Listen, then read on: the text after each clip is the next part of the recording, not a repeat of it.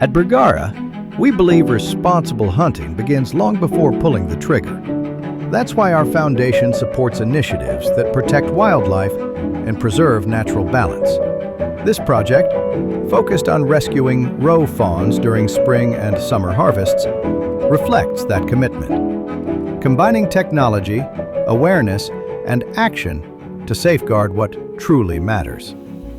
Because caring for the environment is also part of our aim. So I'm out here with Claudia Breit. She's one of our pro team members from Bergara.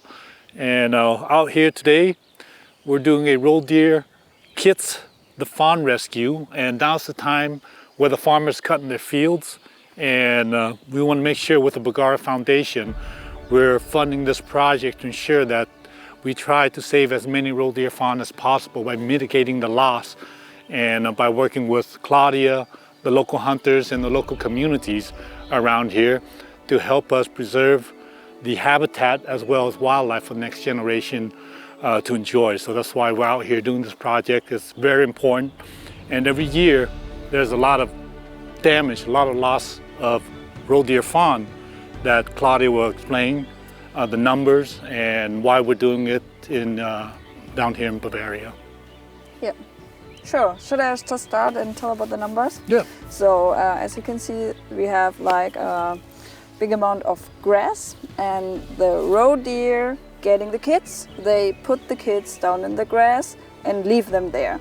And the mother is going away doing mother stuff, and the kids just wait. And it has no instinct to flee if some dangerous appears. So if the farmer cuts the grass, the roe deer kids is getting into the grass cutting machine and get cut off the legs and is dying a very, very, difficult, or what's the word? Slow, painful death. Slow and painful death. Oh. And there are different numbers in Germany. How many fawns are endangered to get cut? It's like between 100,000 up to 500,000, the numbers I saw on the internet. Typical, I think it's like 90,000 who are, endangered to get cut by the machine. Okay. So, and since a few years in Germany, we're going to look for these fawns and rescue them. So typical is that you have a thermal drone. You can also do it by walking or putting up things that make noise so the deer don't put the fawns in there. But the typical way, or the modern way, is you have a thermal drone. You get up with the thermal drone, you have one thermal pilot. Normally it's me, because I just bought the drone to save all the roe deer in my area, so I don't have to call someone. There are also like groups who are doing this for everybody, so you can call them and say, hey, can you come around and fly the drone for me?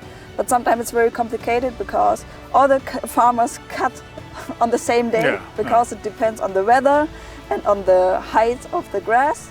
So I said I'll get a drone by myself, and I'm going to be such a team, so all the farmers can call me and I come with my drone and my people who want to assist.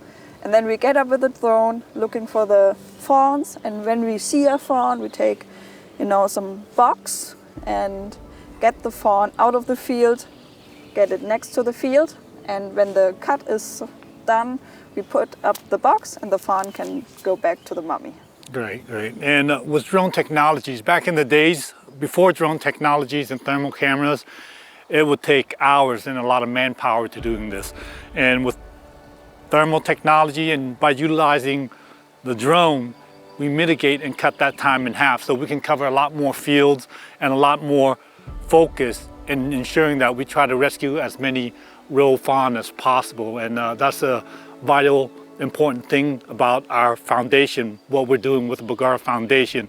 And it's just not the roe fawn rescue, but wildlife conservation and habitat restoration as well. So we're very happy to be down here with Claudia in Bavaria doing this project. And it's just not the local hunters, but it takes a whole community to get involved, and it teaches the community and the people the importance why we're doing this, and shows the people that hunters are responsible caretaker of the land as well.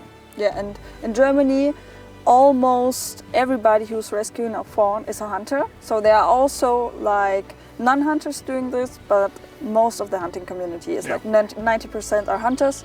And people often don't get why is a hunter rescuing a fawn. Exactly. And it's a very important also, you know, for the public that they see the hunter is, you know, doing more conservation And yeah, exactly. And it's important. It's the mission here is to try to mitigate as much loss as possible. And as Claudia was saying earlier, this isn't just a regional activity or project. This happens all over Germany, especially as well as in other European countries. This time of the year, the grass are high. The farmers are they've cut their first silage already. They're working on the second, and some roe deer will give birth a lot earlier than most. And for example, we've been out here for a few days already, and we've seen roe deer doe, the female, still carrying that haven't given birth yet. So it's important that we work with the farmers, communicate with the farmers before they cut the field, and coordinate a project to ensure that we rescue as many roe deer fawns as possible. And also we saw fawns running around. So we're going to take you on this project and show you the important aspect of why we're doing this.